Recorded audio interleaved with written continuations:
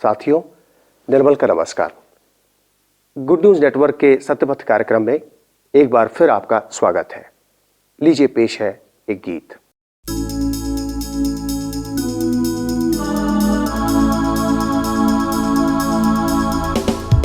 यहोवा चरवाहा मेरा, कोई घटी मुझे नहीं है। हरी चराइयों में मुझे से चराता वो है। यहोवा चरवाहा मेरा, कोई घटी मुझे नहीं है। हरी चराइयों में मुझे से चराता वो है। से मैं जो चाहता था, प्रभु यीशु के रहते हानि से ना डरता था। मृत्यु के अंधकार से मैं जो चाहता था, प्रभु यीशु के रहते हानि से ना डरता था। यहोवा चरवाहा मेरा, कोई घटी मुझे नहीं है। हरी चराइयों में मुझे से चराता वो है। सिर पर तेल वाला है, अभिषेक मेरा किया है। आत्मा का ये सोता भर के उमड़ रहा है।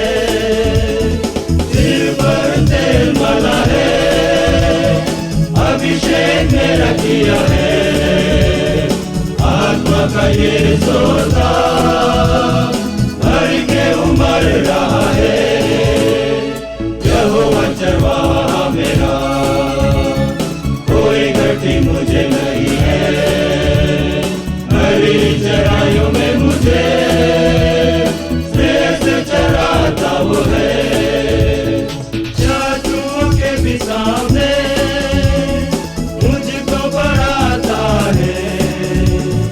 अपने ही हाथों से मेज बिछाता है।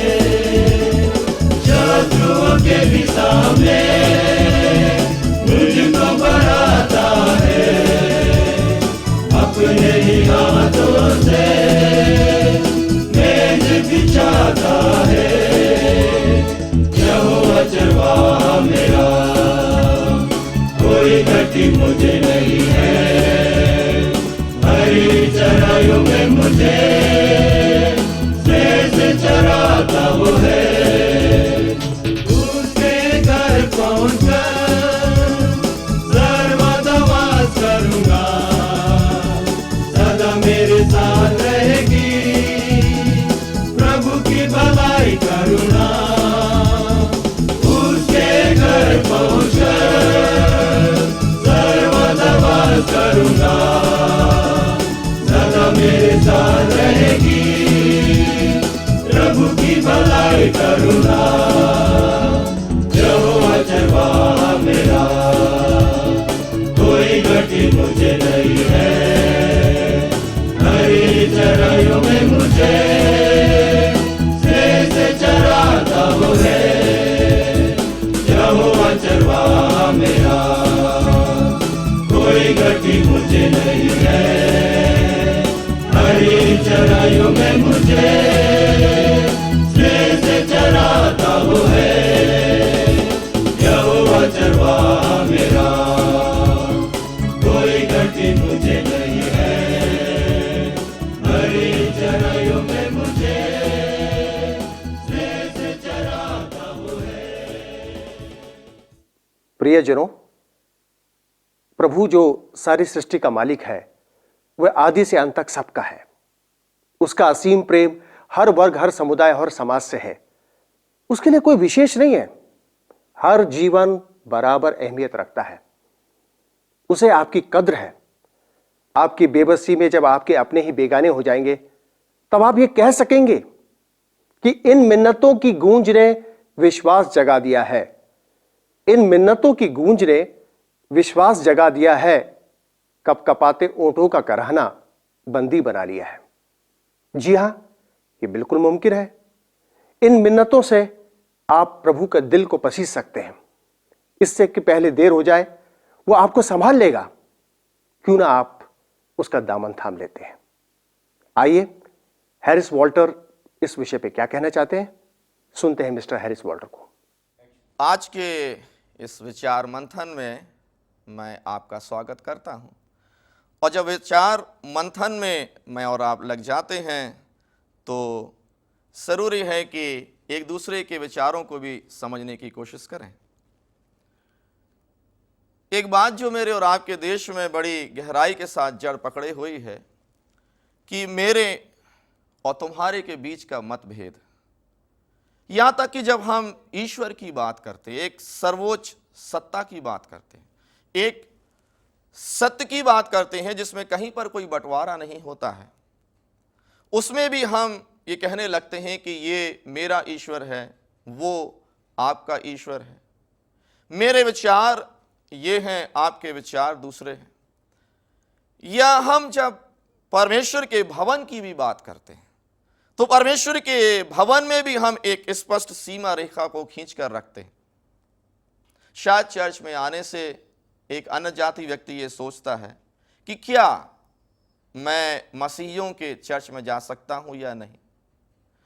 और यही एक ऐसा बैरियर है, यही एक ऐसी बाधा है जहां पर ईश्वर को समझना, ईश्वर की सत्ता को समझना, ईश्वर के प्रेम और दया को समझना मेरे और आपके लिए कठिन हो जाता है। ये वैचारिक मतभेद आगे बढ़ते हुए धर्म के मतभेद में तब्दील हो जाते हैं। और कई बार तो ऐसा होता है कि ये कुछ ऐसी बातों को जन्म देने लगते हैं जो मेरे और आपके लिए हानिकारक हो जाते हैं। जब मैं और आप यीशु मसीह के बारे में सोचने की कोशिश करते हैं, मैं और आप जब परमेश्वर यहोवा के बारे में सोचने की कोशिश करते हैं, तब ऐसा लगता है कि ये ईश्वर एक वर्ग का ईश्वर है। ऐसा लगता है कि ये ईश्वर एक जाति विशेष का ईश्वर है। बहुत बार ऐसा लगता है कि ये एक खास लोगों का धर्म है और दूसरों से इसका कोई संबंध नहीं है। ये गलत फहमी शायद मसीह लोगों में भी पाई जाती है। हम केवल उस ईश्वर को अपने तक सीमित रखने की कोशिश करते हैं, परंतु परमेश्वर वो सत्ता है जो एक देश, एक जाति, एक संस्कृति तक सीमित नहीं रखी जा सकती। प्रभु यीशु मसीह ने जब यरूशलेम के मंदिर में प्रवेश किया और उन्होंने वहां की तमाम अनावश्यक बातों को देखा, मनुष्य के द्वारा फैलाए गए तमाम जाल फंदों को देखा, उनका दुख इस बात का ज्यादा नहीं था कि यरूशलेम के मंदिर में क्या हो रहा है, परंतु उनका दुख इस बात का बहुत ज्यादा था कि वो परमेश्वर का जो घर है, परमेश्वर का जो मंदिर है, उसमें प्रार्थना और आराधना में बाधा उत्पन्न हो रही थी। पवित्र बाइबल में नए नियम में जो पुस्तक पाई जाती है मरकुस रचित सुसमाचार की 11वें अध्याय के 17वें पद में इस प्रकार लिखा हुआ है, उन्होंने अर्थात यीशु ने लोगों को यह शिक्षा भी दी, क्या धर्मशास्त्र में यह नहीं लिखा है, मेरा घर सब जातियों के लिए प्रार्थना का घर कहलाएगा। मंदिर को प्रभु यीशु मसीह अपना घर कह रहा है, अर्थात वहां पर एक ऐसा माहौल पाया जाता है जो एक परिवार में मैं और आप महसूस कर सकते हैं कि जैसे मेरा अपना घर है, मेरा अपना एक परिवार है, मेरे घर में मुझे स्वतंत्रता है, मुझे अपने घर में अपनापन सा लगता है। वो जो लोग मेरे घर में रहते उनसे मुझे बड़ा प्रेम प्राप्त होता है। हम जब परमेश्वर के भवन में जाते हैं, हम जब परमेश्वर के मंदिर में जाते हैं, वहां संसार का कोई भी व्यक्ति क्यों ना आए, वो परमेश्वर के परिवार का एक सदस्य है। और खासतौर से यीशु मसीह जिन शब्दों पर अपने महत्व को रखना चाहता है कि मेरा घर सब जातियों के लिए प्रार्थना का घर कहलाएगा। जो मसीही लोगों का चर्च है वो केवल मसीही लोगों के लिए प्रार्थना और आराधना का स्थान नहीं है, परंतु ये एक ऐसा द्वार है जो संसार के प्रत्येक व्यक्ति के लिए खुला हुआ है। और इस चर्च में आकर वो चाहे किसी डिनोमिनेशन का हो, किसी जाति, किसी वर्ग का हो, परंतु है वो वास्तव में परमेश्वर का। और बिना झिझक, बिना डर के कोई भी व्यक्ति, किसी भी जाति का व्यक्ति आ सकता है और परमेश्वर के आगे अपने निवेदनों को रख सकता है। वो उसके आगे अपने दुखों को, अपनी समस्याओं को रख सकता है। वहां पर आकर वो आराधना कर सकता है और परमेश्वर के संगति और निकटता का आभास प्राप्त कर सकता है। प्रभु यीशु मसीह ने यहां पर इस बात में लोगों को डांटने की कोशिश करी है कि तुम मुझको केंद्रित करने की कोशिश ना करो। प्रभु यीशु मसीह का प्रेम सारे विश्व के लिए है। प्रभु यीशु मसीह की क्षमा, प्रभु यीशु मसीह का अनुग्रह सारे विश्व के लिए है। और जहां पर प्रार्थना और आराधना हो रही है वहां पर मैं और आप किसी प्रकार का मतभेद अगर रखें तो मैं और आप ईश्वर के साथ में न्याय नहीं कर रहे हैं। अगर मैं और आप यूहन्ना रचित सुसमाचार के 3 अध्याय के 16वें पद को देखें तो यूहन्ना परमेश्वर के प्रेम को परिभाषित करना चाहता है कि परमेश्वर ने सारे जगत से ऐसा प्रेम रखा कि उसने अपना एक लौता पुत्र दे दिया। उसने वहां पर यह नहीं कहा कि परमेश्वर ने इस्राएलियों से, यहूदियों से प्रेम किया।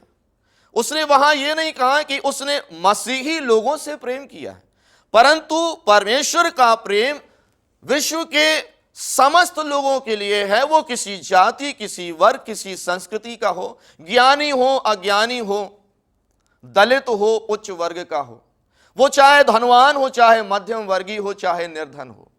प्रभु यीशु मसीह अगर आया तो विश्व के प्रत्येक व्यक्ति के लिए आया। अब जब हम परमेश्वर के प्रेम के बारे में विचार करते हैं कि परमेश्वर ने प्रेम रखा, तो उसके प्रेम को मैं और आप सबसे पहले उस सलीबी मौत में देखते हैं जहां पर प्रभु यीशु मसीह ने अपने आप को बलिदान कर दिया।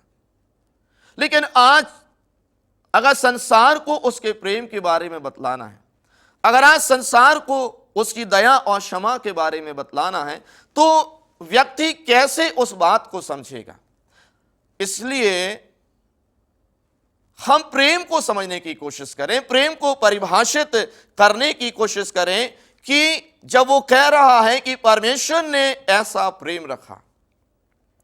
अगर आगे बढ़कर मैं और आप धर्मशास्त्र का मंथन करें और पवित्र बाइबल में और आप ढूंढने की कोशिश करें तो प्रभु यीशु मसीह ने एक स्पष्ट आज्ञा अपने शिष्यों को दी कि तुम आपस में एक दूसरे के साथ प्रेम रखो जिस प्रकार से मैंने तुम्हारे साथ में प्रेम किया है। अब मानवीय प्रेम और ईश्वरीय प्रेम में अंतर मुझको और आपको स्पष्ट रूप से दिखाई देना चाहिए। मानवीय प्रेम में उतार और चढ़ाव होता है। मानवीय प्रेम आज है, कल नहीं रहेगा। आज हम किसी से प्रेम करते हैं, कल उससे नाराज हो जाते हैं। आज हम पड़ोसी के साथ में प्रेम के साथ में रहते हैं, कल अगर धार्मिक दंगा हो जाए, वाद और विवाद हो जाए तो लोग दूसरे का घर जलाने से भी नहीं रुकते। इसलिए यीशु मसीह ने कहा कि जैसा मैंने तुमसे प्रेम किया है तुम एक दूसरे के साथ में प्रेम रखो। मानवीय प्रेम के उतार और चढ़ाव को यीशु मसीह जानता था। अब ये जो ईश्वरीय प्रेम है इसके लिए यूनानी शब्द एक बड़ा अच्छा उपयोग में बाइबल में लाया गया और वो है अगापे। इस अगापे शब्द को जो यूनानी भाषा का है उसकी परिभाषा और अर्थ को अगर मैं और आप समझेंगे तो जान सकेंगे कि वास्तव में परमेश्वर का प्रेम कितना महान है। अरस्तु ने इस प्रेम को परिभाषित करने की कोशिश की और उसने कहा कि अगापे वो प्रेम है जो कभी भी घृणा में परिवर्तित नहीं हो सकता, चाहे हमारे आसपास के हालात कैसे भी क्यों ना हो जाएं। वास्तव में मेरे और आपके प्रेम में परिवर्तन कहां से आ जाता है?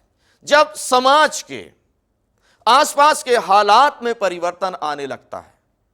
और जब दंगे फसाद फैलने लगते हैं, जब बुराइयां फैलने लगती हैं, तब प्रेम जो है वो बना नहीं रहता। लेकिन ये जो ईश्वरी प्रेम है, ये जो अगापे है, ये एक ऐसा प्रेम है जो कभी भी घृणा में परिवर्तित नहीं हो सकता है। और अगर मैं और आप इस ईश्वरी प्रेम को अपने जीवन में जगह दें, तो मैं और आप देख सकेंगे कि संसार की गति बदल जाए, संसार का आचार व्यवहार बदल जाए, संसार का सोच और विचार बदल जाए, परंतु ये प्रेम में कभी परिवर्तन नहीं आता। हम कहते हैं कि संसार चलायमान है, हम कहते हैं कि मनुष्य जो है वो परिवर्तनशील है, लेकिन ईश्वर एक ऐसी सत्ता है जिसमें कभी और कहीं परिवर्तन नहीं आता। और जब ईश्वर में परिवर्तन नहीं आता तो उसके प्रेम में परिवर्तन नहीं आता, उसकी क्षमा की भावना में परिवर्तन नहीं आता, उसके अपनेपन में परिवर्तन नहीं आता, उसकी सेवा भावना में परिवर्तन नहीं आता है। और आज अगर संसार के लोग प्रभु यीशु मसीह के प्रेम को अपने जीवन में जगह दें, अगर उसके प्रेम को अपनी अंतर आत्मा में उतार लें, वरन मैं कहूंगा कि अपनी अंतर आत्मा को ईश्वरी प्रेम से सराबोर कर लें, तो मैं और आप देखेंगे कि मेरे और आपके परिवार में, मेरे और आपके समाज में और मेरे और आपके देश में, यहां तक कि संपूर्ण विश्व में एक बड़ा परिवर्तन दिखाई देगा।